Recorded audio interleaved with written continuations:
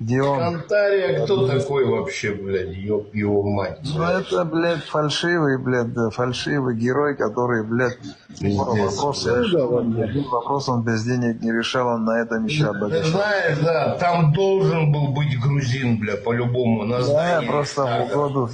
Он там должен был быть, блядь. Я видел видео, Да, где он что-то говорит там.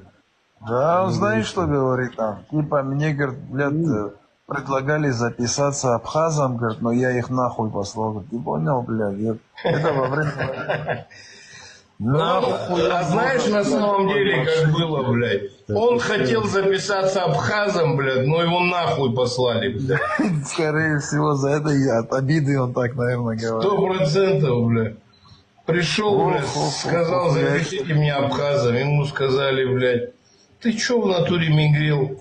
И нахуй отсюда, блядь. Да, это во время войны было все. Да, чурку, блядь, в натуре, блядь. Абхазом героем Советского Союза Габния Варламов.